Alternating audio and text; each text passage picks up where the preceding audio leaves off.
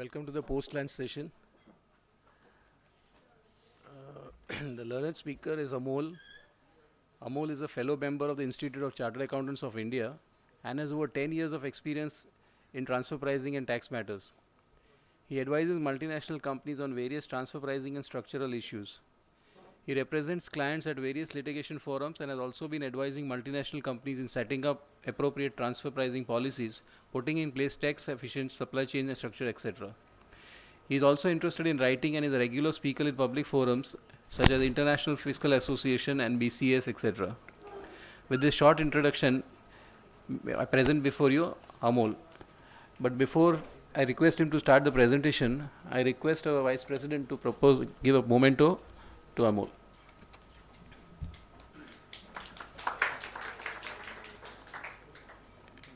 Amol, you can start the presentation.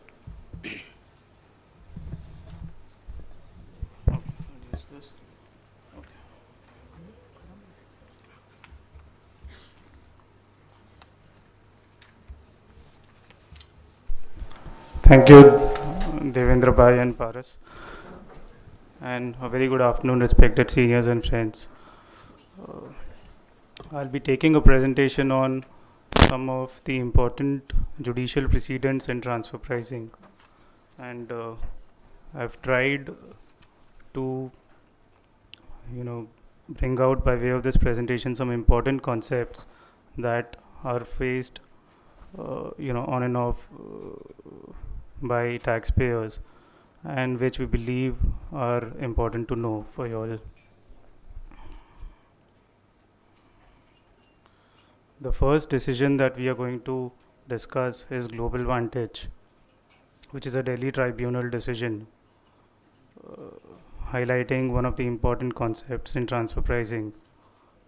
And the issue here essentially is whether what you receive from a third party, when you transact with a third party, what you receive from a third party is that important, or the bifurcation between of that revenue between you and your associated enterprise is important. So what happened in this case was Global Vantage India is engaged in providing IT-enabled services to its overseas associated enterprise, and it claims deduction under 10A of the Act. Now, for benchmarking these IT-enabled services that Global Vantage India provides to its overseas associated enterprise, it considered its associated enterprise as the tested party for analysis. Please note, I'm assuming certain concepts such as tested party, associated enterprise, etc. are all known to us. So Global Vantage India selected its associated enterprise as the tested party, and having regard to the comparables, concluded in its transfer pricing study that what it shared with its associated enterprise is at arm's length.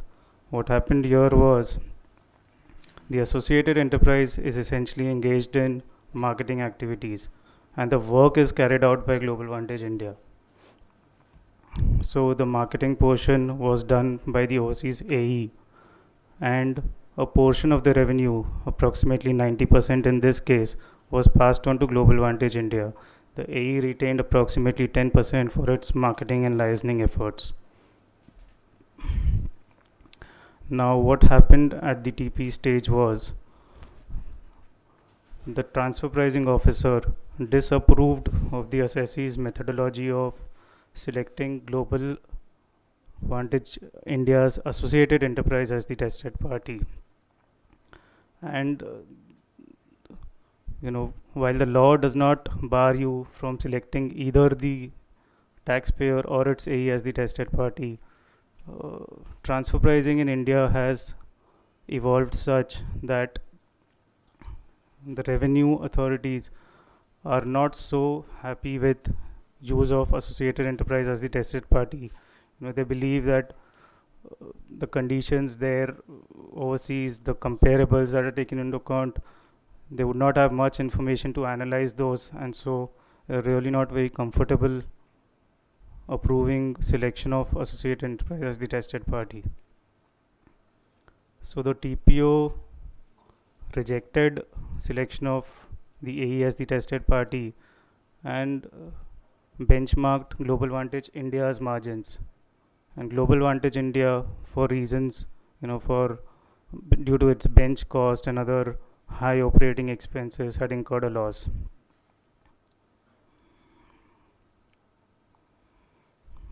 So the TPO, the loss was approximately 50%.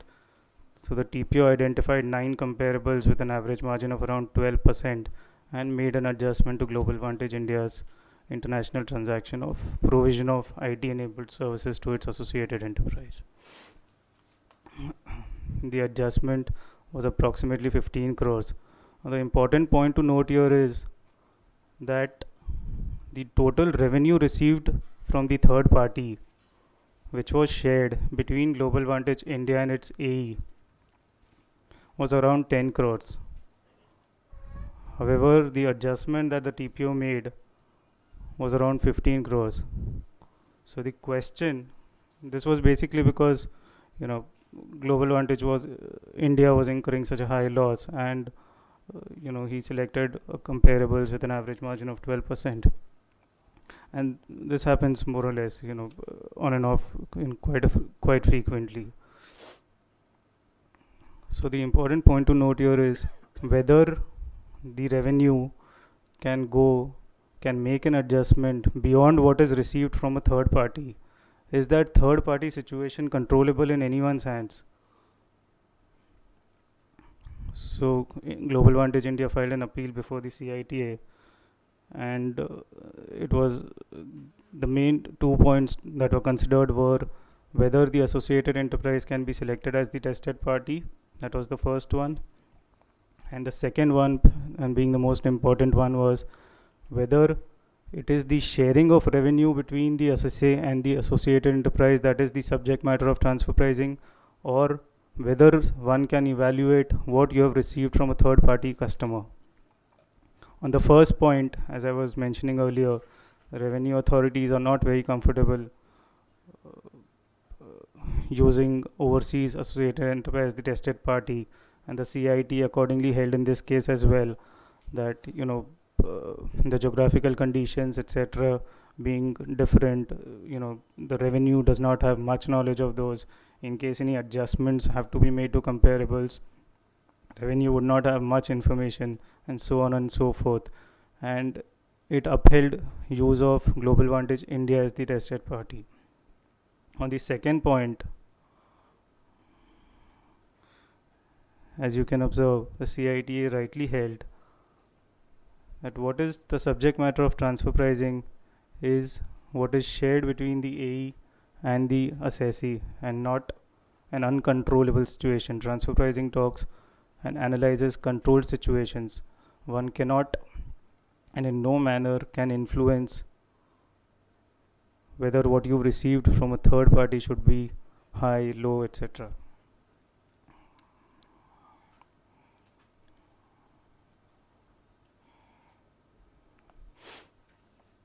So the CIT appeal said that what really needs to be analyzed is whether what the AE retained for its marketing efforts can be stated to be at arm's length. It said in the worst case, you could say that if 100 is received from the third party customer, India should have received the entire 100. But in no case can you say India should have received 150. So the CITA, and rightfully so, examined as to what the AE should have earned for its marketing efforts from this transaction. There was some report placed before the CITA on the IT sector which showed that Indian IT companies normally incur for that particular year selling expenses of around 1.5% of their revenues, and this was allowed by the CIT appeals to be paid to the AE, and the balance should come to the assessee.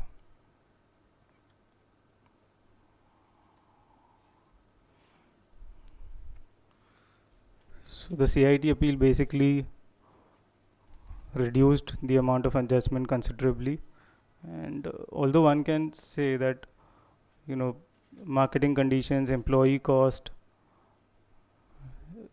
geographical conditions, etc.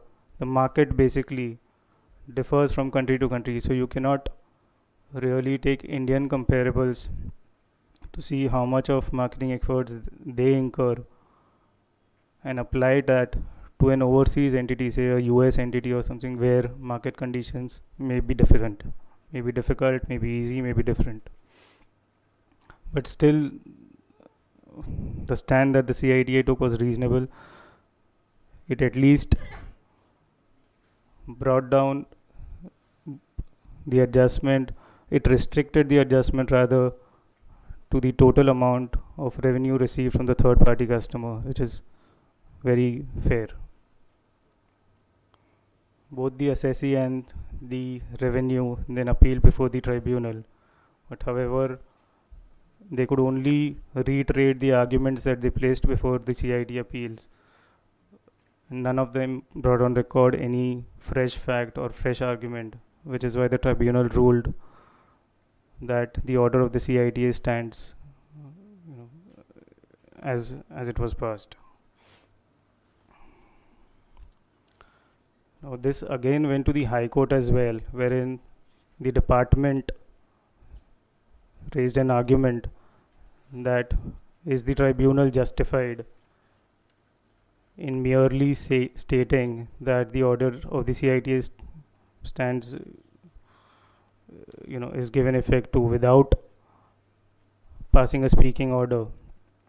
And the High Court, relying upon various judgments including KV Pillai case, stated that if the tribunal is satisfied with the arguments that the CIT, with the stand that the CITA has taken, and if there is nothing further afresh that the tribunal feels needs to be placed on record, then it is okay if it merely concurs with the order of the CITA. Any questions so far? Is the concept clear? So basically the main highlight of this ruling is that the adjustment cannot exceed third party revenue received by a taxpayer. What is the subject matter of transfer pricing is the sharing of revenue between you and your AE, and not third party revenue received, which is an uncontrolled transaction. Am I being clear enough? Thanks. Thus we move on to the second ruling.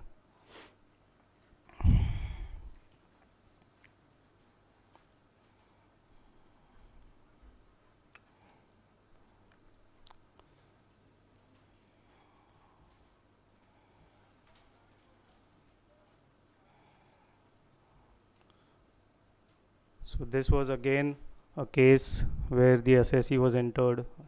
Assessee, namely Maersk Global Centers India Private Limited, was engaged in providing IT enabled services to its AEs. In its transfer pricing study, the assessee selected a particular set of comparables, and having regard to its margin compared with the comparables margin, stated that it was at arm's length. The TPO obviously did not concur with all of the comparables chosen by the assessee, included a few of his own comparables, and made an adjustment.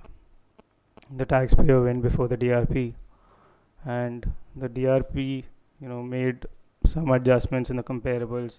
It included a few of the assessee, a few of the TPO, and ultimately arrived at a set with an average margin of around 30%. Now this set included companies providing low-end as well as high-end services, whereas the assessee was typically engaged in providing routine back office kind of services, not requiring too much of intellectual knowledge, which can be done by a normal person, by a graduate as well. And then a special bench before the tribunal was set up to examine two questions, namely whether for benchmarking routine back office support services, companies performing high-end services. So in this case, the DRP and the TPO had included companies engaged in providing KPO services as well, which are relatively higher end services requiring much higher application of mind and knowledge. That was the first question. And the second one was whether companies earning abnormally high margins can be included in the comparable set.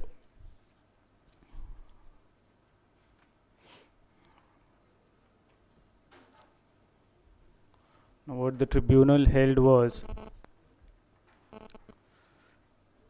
it said the evolution of the whole IT industry in India started from BPOs, and it is the BPOs who have gradually matured into KPOs. So they're saying a BPO trying to mature into a KPO would generally end up providing both BPO and KPO services, and in such cases a classification becomes difficult as to whether you classify such a company as a low-end BPO service provider or a high-end KPO service provider, and especially when there is no such bifurcation available or disclosed by the company as regards BPO and KPO activities. Further, it said that it was not possible to create a third category wherein you can say a company engaged in providing both BPO and KPO services could be placed.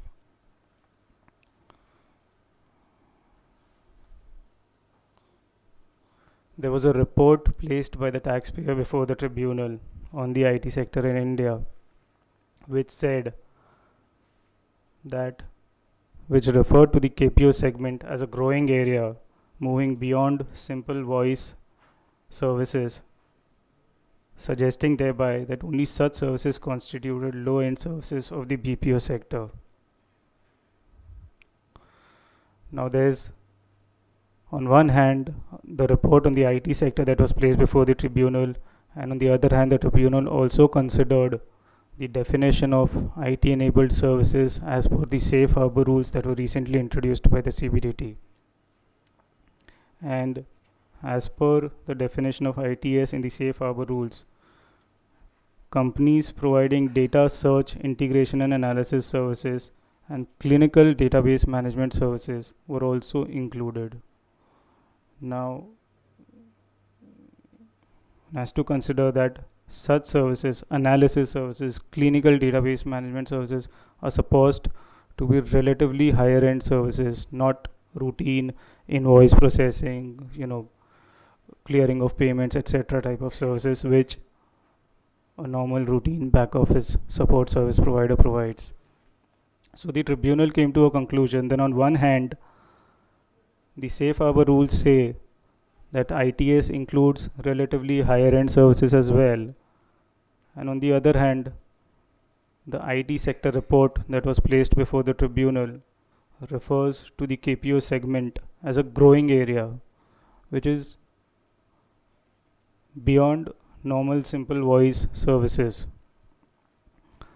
So having regard to both of these, the tribunal concluded that only very routine kind of service providers could be classified as a low-end service provider, and in other cases it was okay if you could include high-end companies as well, because the classification between KPO and BPO was really difficult, and there was a very thin line of difference having regard to these reports and the safe harbor rules that could be attributed to the functions that a BPO service provider provides and a KPO provides.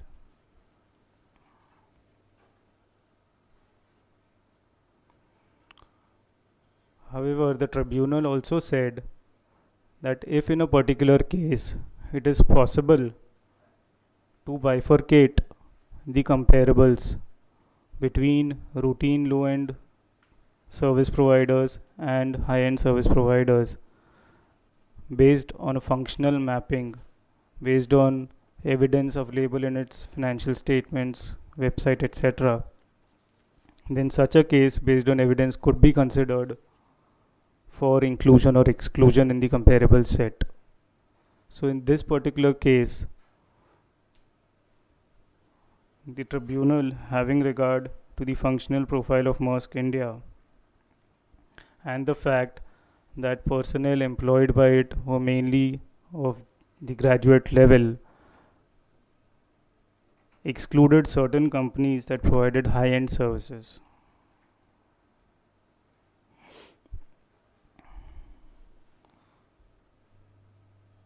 So the principle coming out of from this ruling is that one needs to really go deep into the comparables set, analyze, undertake a thorough analysis of the annual report, etc., and come to a conclusion whether such a company could be considered as a low-end service provider or a high-end service provider. Otherwise, based on this ruling, you may end up having the tax department include high-end companies in case of a taxpayer providing routine low-end services as well. So while it has laid down a general principle, it has also kept an option open for taxpayers that if you have good evidence, if you have evidence which suggests the functional mapping of both the taxpayer and the comparables, then an exclusion of such comparables could be warranted. The second question that the tribunal had to address was whether companies earning abnormally high margins could be included in the comparable set. Now, in the software and the ITES sector, you would normally find certain companies earning relatively higher margins. There are companies having margins as high as 50-60%, going up to 70-80% as well. It all depends on which market the company is operating into, what is its business model, etc. So the taxpayer essentially raised an argument that how can you take such high margin companies and compare it with me? The market conditions are not so good. How can you expect me to earn a margin as high as 50%, 60% or so? The tribunal on this point laid down that one needs to analyze that particular case, and this was in line with OECD as well, that one really needs to go deep into that particular case and analyze reasons for a company having such abnormal margins. And if the analysis indicates that the abnormal margin is on account of some exceptional circumstance, for example, during the year the company may have merged, another company may have merged into this company, and they may have reaped operational synergies, etc., on account of which the margin suddenly shot up, then you have to consider this company differently. It may be considered as a case for exclusion. Plus, the tribunal also said that you also need to see the trend of margins of such companies. If there is a particular company which has been consistently earning high margins, and one cannot locate any abnormal factor in that particular year to state that the abnormal margin was not on account of normal business reasons, then it may be difficult to exclude such a company from the comparable set. The OECD guidelines also suggest that abnormally high or low margins should trigger further investigation to find out if the abnormal margins are on account of unusual factors or normal business conditions, and accordingly such companies should be included or excluded from the list of comparables.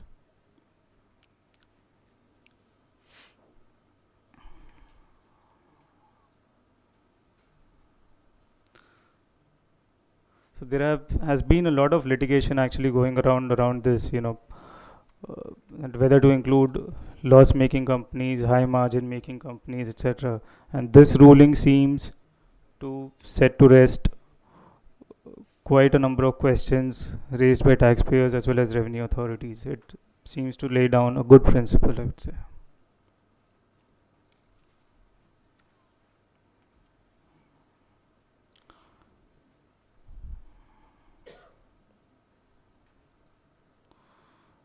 another point that I would just like to mention is that often you come across situations where the best available information uh, that you have for a comparable is its annual report or the website, but such information may not depict the functional analysis. You may still not be able to gather as to what exactly the company is into, whether the company is exactly comparable. In such cases, you may consider analyzing certain ratios, certain balance sheet P&L ratios. For example, you know the IT industry is a manpower intensive industry. So for an IT service provider,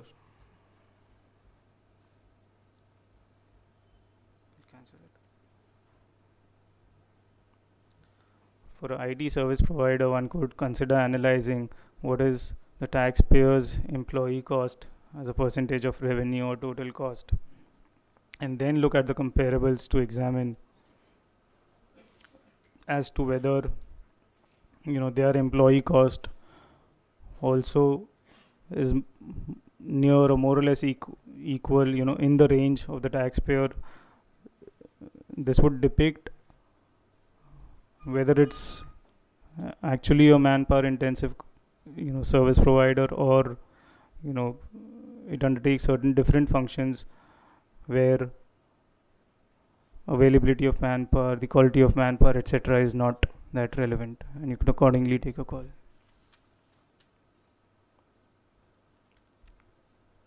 Any questions on this ruling?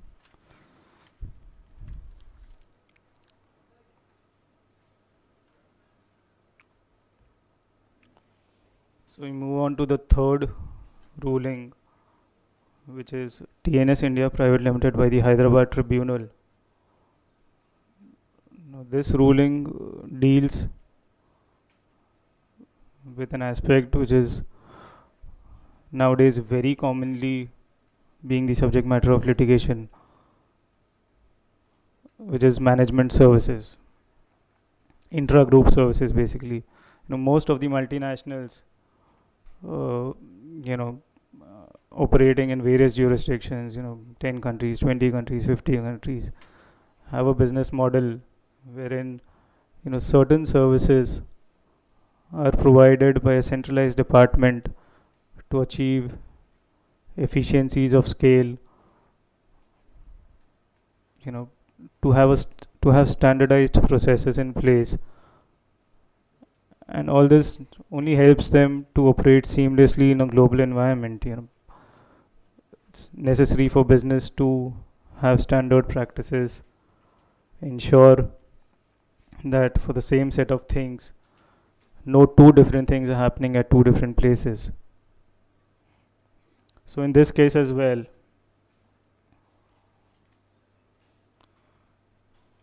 TNS India Private Limited Associated Enterprise was providing intra-group services. The other international transactions included payment of royalty by the taxpayer, payment of interest and reimbursement transactions. What happened at the TP stage, the TP assessment stage, was that the TPO aggregated the international transactions pertaining to provision of services and payment of royalty. He considered TNMM and said that these transactions are at arm's length. Now, what is important to note here is that when you consider TNMM, even the cost pertaining to provision of intra-group services, provision of management services by the AE has been considered, and then the margin that you arrived at has been held to be at arm's length. So indirectly, all your cost and income transactions that are booked in your PL are stated to be at arm's length. However, the TPO separately analyzed the payment of management fees transaction. It raised a query on the assessee that please show me as to what kind of management fees management services have you received? How have they helped you in your business? And what is the evidence that these services have been received by you? And how do I benchmark these services? Now, often in such situations, it is not possible for the taxpayer to provide evidence for each and every kind of service that is received. So, for example, you know, I may have some query here in India and I may just call up my global tax controller as to what should I do about this, and he's given me an oral opinion. Now, how do you expect? But he spent time on it. So, you say he spent 4-5 hours analyzing the particular situation, discussing it with with his Indian counterpart, etc. Now, how do you expect in such situations for the taxpayer to provide evidence? And this is just one example. There are often such situations that taxpayers face. So, while the taxpayer in this particular case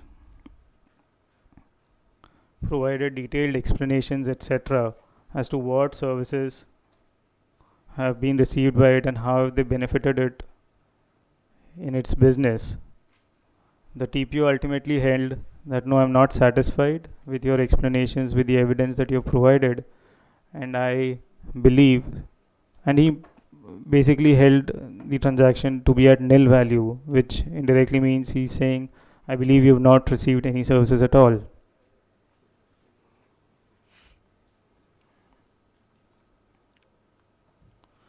Now, before the tribunal, the taxpayer raised an argument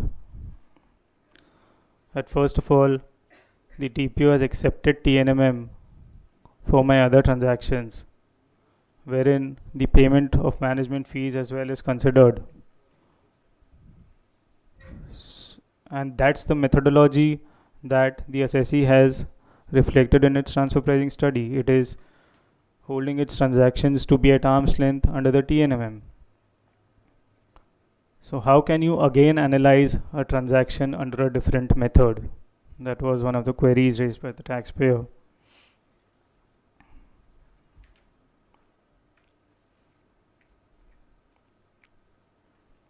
The other point, as I was saying, is the SIC mentioned that it has received benefits in the form of global consistency in business practices, economies of scale, improvements in efficiency, access to skills, expertise on a global level.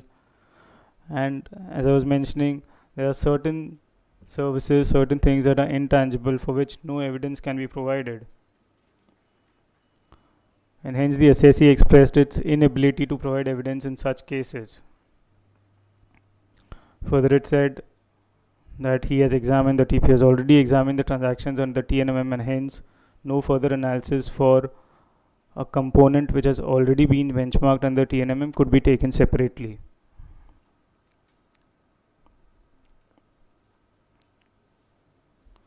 What the tribunal held was that one needs to consider business exigencies of a particular case and then take a decision as to whether the assessee has really received the services, whether it has received any benefits, whether it is possible in a particular situation to really provide tangible evidence for the services, and then take its decision. So in this case, the assessee had given a detailed write-up and details of benefits and services, which the TPO had not contradicted. He just stuck to his position that the assessee could not provide evidence, and that is why I am under the impression that there was no service received at all. So the tribunal held in favor of the taxpayer.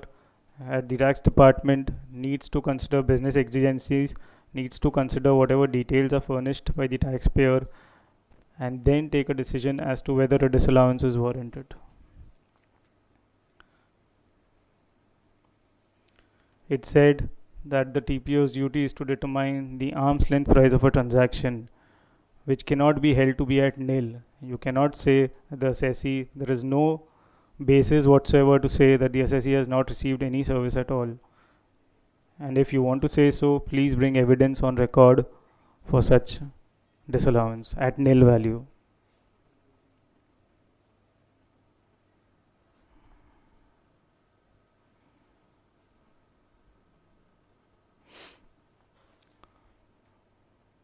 on the point whether, if a transaction has been considered to be at TNMM, it can again be separately analyzed. The tribunal did not comment much given the fact that it had provided relief in the first case. The law only says that you have to examine a transaction using the most appropriate method. The Indian transfer pricing regulations provide for a transaction by transaction analysis. I believe that the tax department, the revenue, would have a little more weightage in such a case, because you may have considered TNMM for a particular set of transactions, but that does not preclude the TPO or the tax department to do a transactional analysis as per law. So while the tribunal in this particular case had no need to comment further on the second aspect, given the fact that the Indian TP regulations provide for a transactional analysis, I think it's very well open for a tax officer to examine a transaction separately as well, even if it has been included under TNMM. Any questions on this?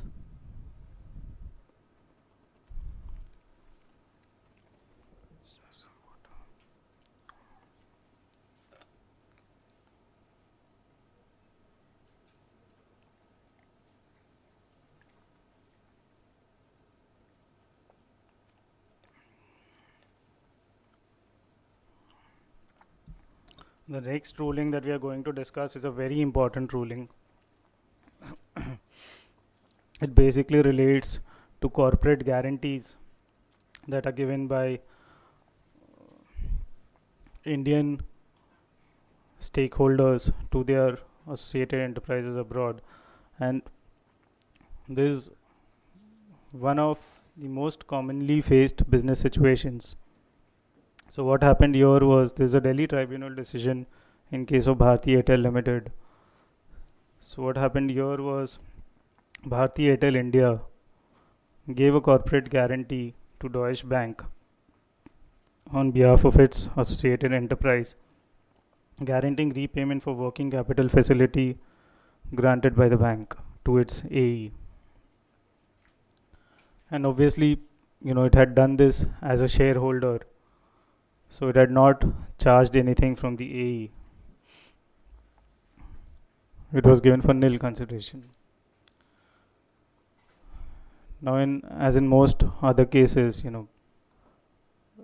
and particularly after the amendment to the definition of International Transaction-Wide Finance Act 2012, which has specifically included corporate guarantees within its ambit, the TPO obviously said that you have kind of provided a service to your associated enterprise, enabled it to obtain working capital loan from a bank, and you ought to have charged something to your associated enterprise for this service. He determined the arm's length price at approximately 5%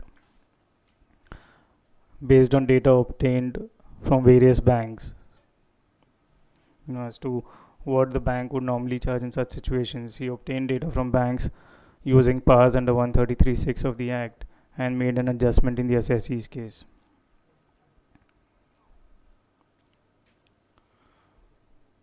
Now, this portion is quite important to know and understand, and brings out a very important principle on the transfer pricing legislation.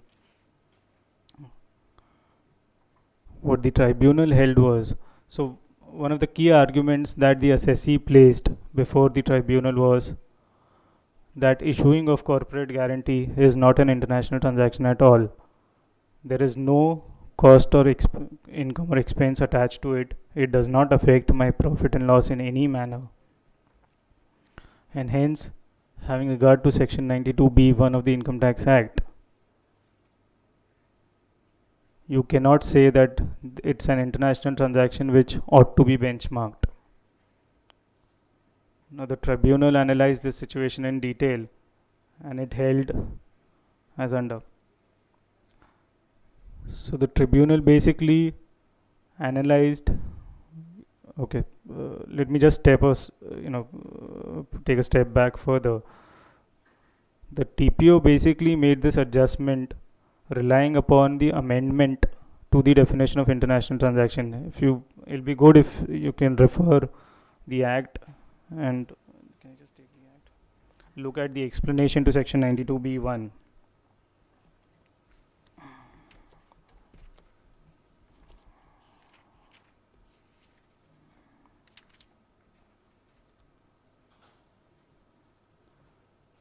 So 92B1 says the international transaction means a transaction between two or more associated enterprise, either or both of whom are non-residents, in the nature of purchase, sale, or lease of tangible or intangible property, or provision of services,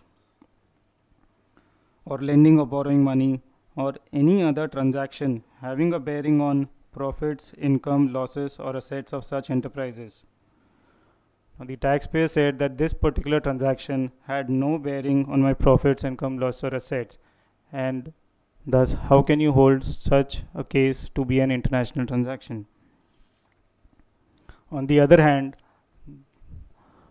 the Revenue Department insisted that issuing of corporate guarantee was specifically included in the definition of international transaction by amendment to by the explanation to 92B1. So the explanation reads as under.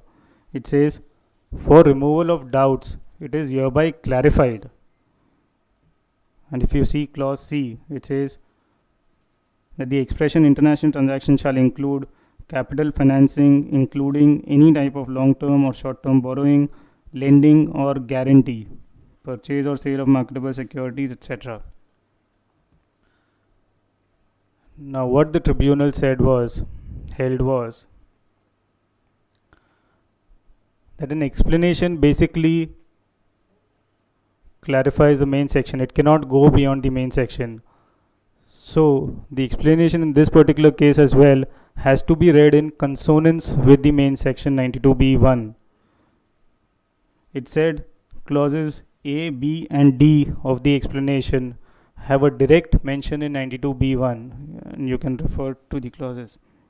So, for example, purchase, sale, lease of tangible property is directly referred to in 92B1. Intangible property, purchase, sale, lease is directly referred. Provision of services directly referred in 92B1. So it said clauses C and E, which is the capital financing clause and the business restructuring clause E, are the only clauses which have not been directly referred. However, given the fact that the explanation has to be read in consonance with the main section, one could only infer that these two particular clauses are covered in the residual category 92B1, which is any other transaction having a bearing on profits, income, losses, or assets of such enterprises. Now, the tribunal said that given the fact that there was no cost attached to this transaction and thus there was no effect on the assessee's profit, income, loss, or assets, issuing of guarantee in such cases cannot be held to be an international transaction. The department is obviously expected to go to the High Court for this, but this is considered to be one of the landmark judgments, especially having regard to the fact that there have been a couple of decisions on corporate guarantee wherein tribunals have ruled against the assessee.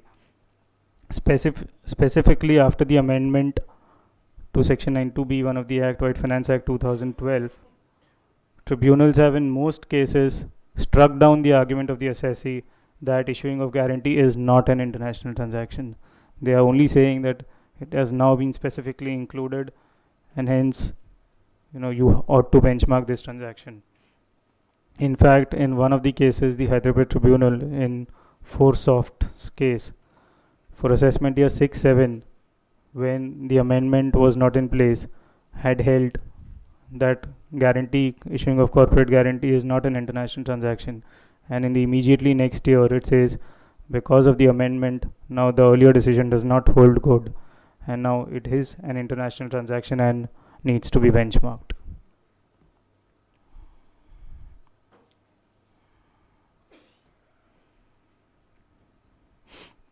It's also important to note that the OECD does not seem. Sorry? Yeah. Yeah, so where you have no cost attached to issuing of a corporate guarantee, you can rely on this decision. But since it's just a tribunal decision, the department is obviously expected to rely on other contrary decisions and challenge. Yeah. What we believe is this decision has good merits, and 92B1 does say, and 92.1 as well, that where there is no impact on profit and loss, then you have a good case to say that the particular transaction, although maybe an international transaction, need not be benchmarked.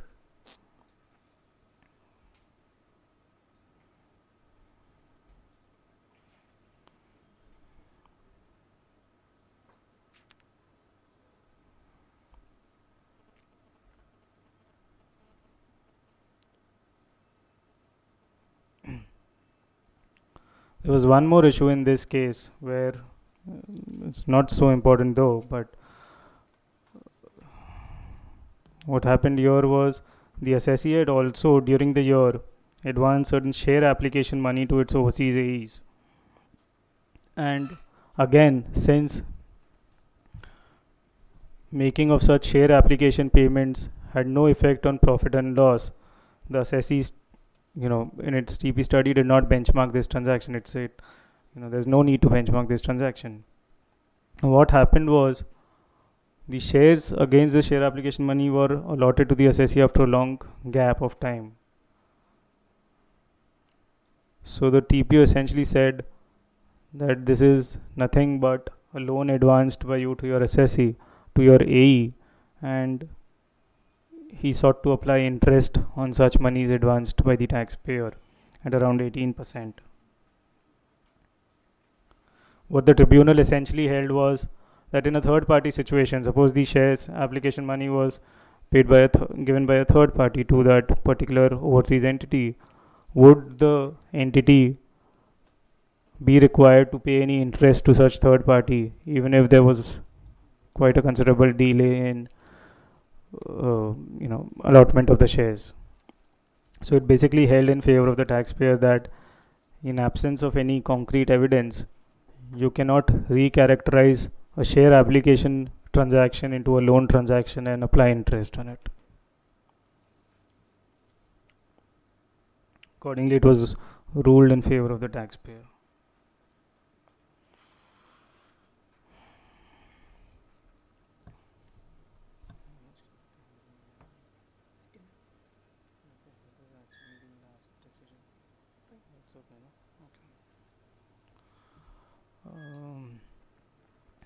Another important aspect which we thought it's important to bring to your attention as regards certain principles of transfer pricing are concerned is whether an assessee, having selected a particular benchmarking method in its transfer pricing study, can go back and change such method of benchmarking at a later stage. So this is basically a Pune tribunal decision in the case of Mattel Toys India Private Limited. What happened here was Mattel Toys is basically a US company engaged in manufacturing of toys, etc. The assessee, Mattel India, was importing toys from this US entity for resale in India.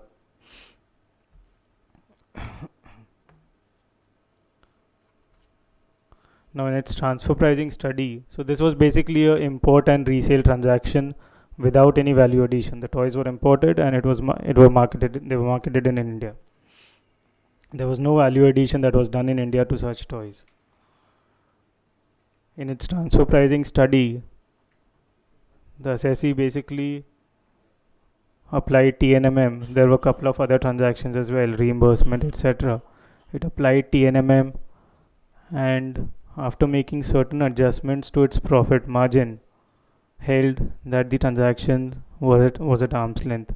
The main transaction was obviously this import transaction from the associated enterprise. The assessee had incurred a loss at its net level on account of certain high marketing and administration expenses.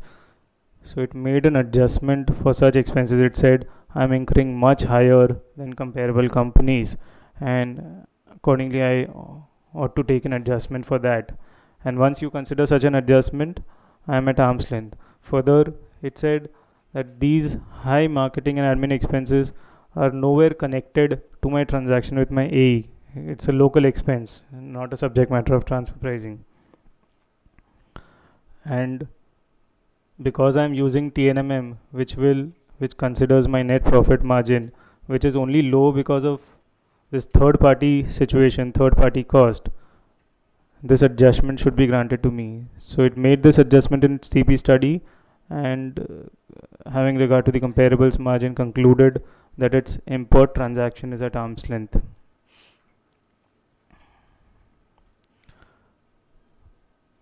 Now obviously during the course of TP assessment, the TPO proposed to reject this adjustment on account of extraordinary expenses incurred by the assessee. It said these are routine business expenses. On what basis are you saying that you ought to exclude these expenses?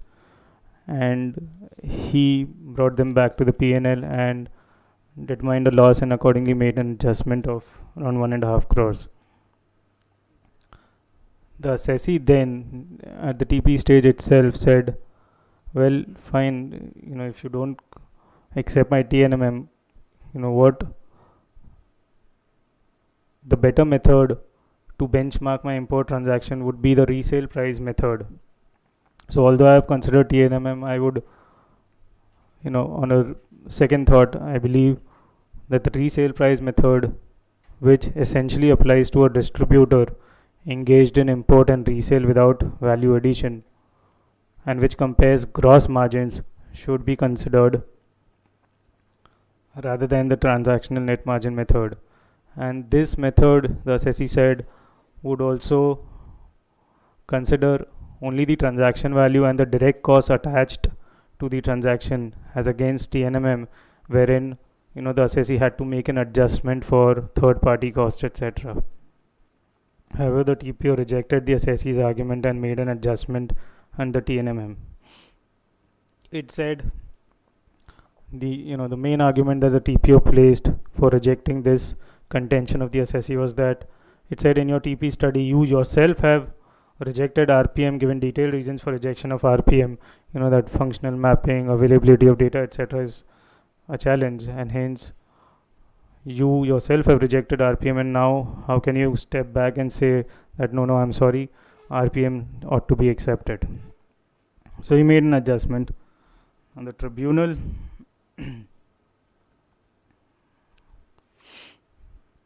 the CIT accepted the TPO's order. He said, yes, the assessee cannot go back and change its benchmarking method at a later stage. The tribunal gave a very matured decision in this case. It said that what is the real purpose of a TP analysis? How is the arm's length price to be determined? It said arm's length price is to be determined by following any of the most appropriate method. Now in this particular case, where there was an import and resale and there was no value addition done in India, there was no reason why the resale price method could not be applied. And once you apply the resale price method, the assessee in this particular case was at arm's length.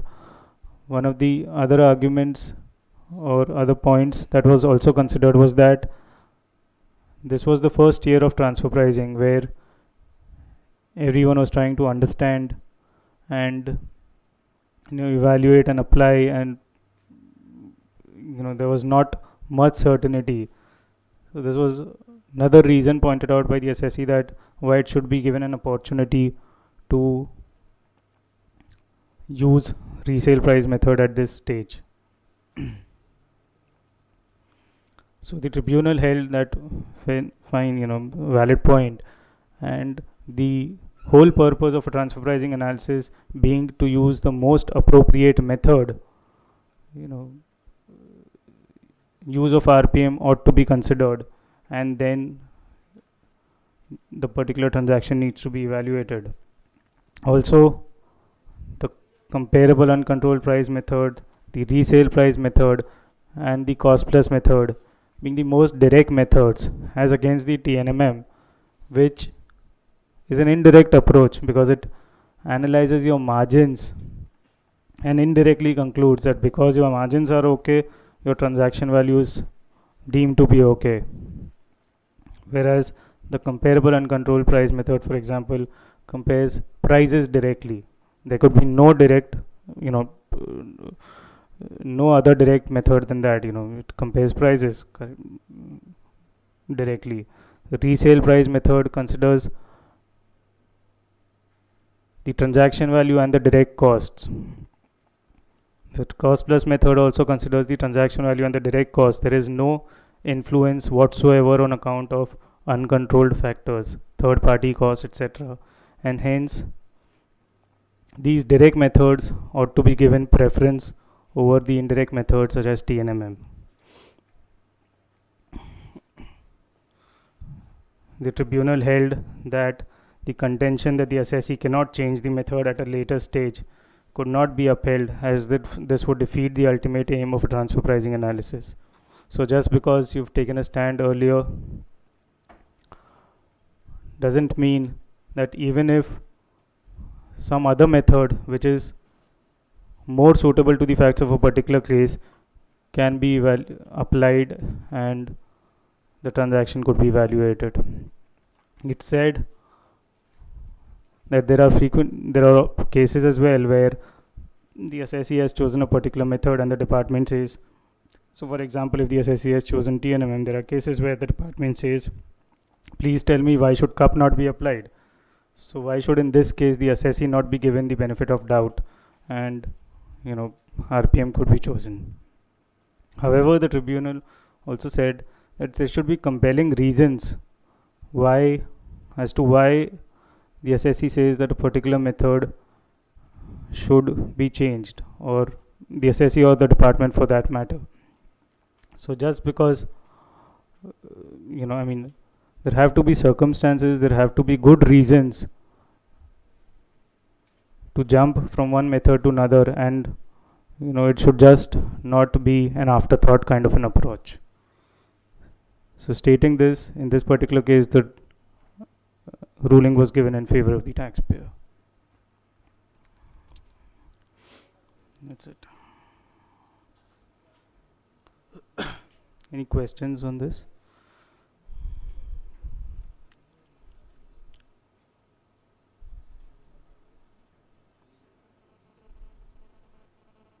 So I think for the benefit of everyone, I'll just recap quickly the principles that I believe we've learned today.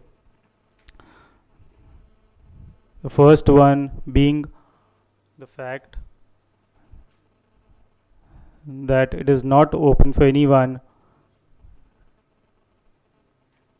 to ask for an arm's length price in excess of what has been received by a taxpayer from a third party.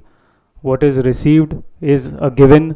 Now, out of that, what is shared is the subject matter of transfer pricing.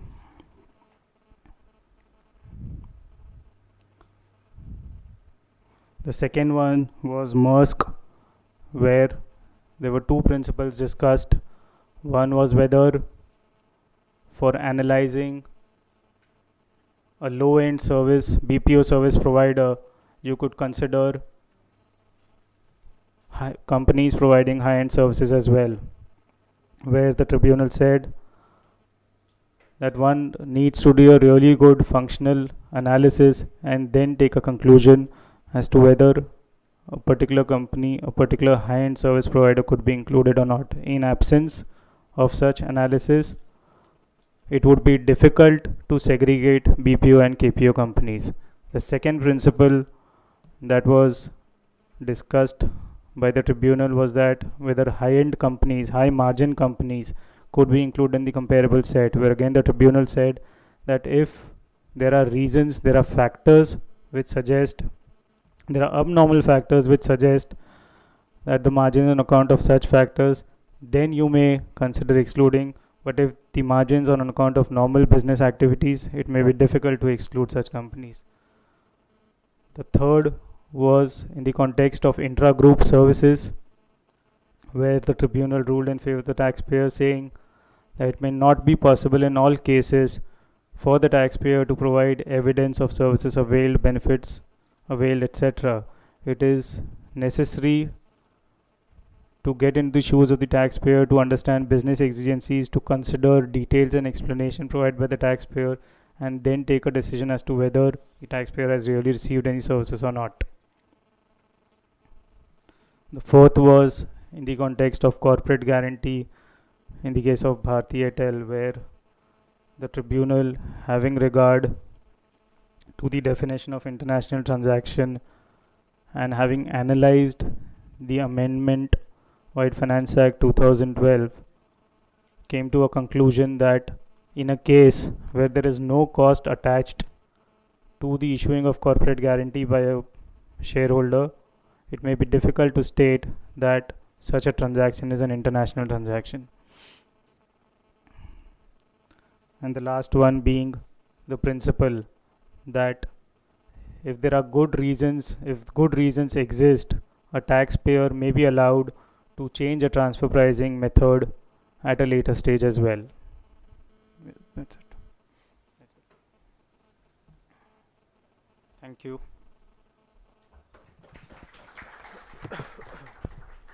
Friends, we have 5 minutes time. If you can, any questions are there?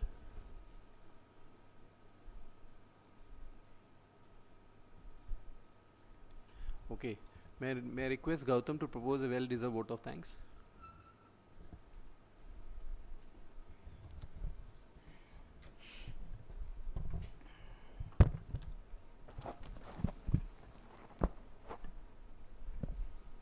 On behalf of the entire group, I would like to thank CA Amol for enlightening us on the principles of the transfer pricing judgments, and would request everyone to carry out this with loud round of applause.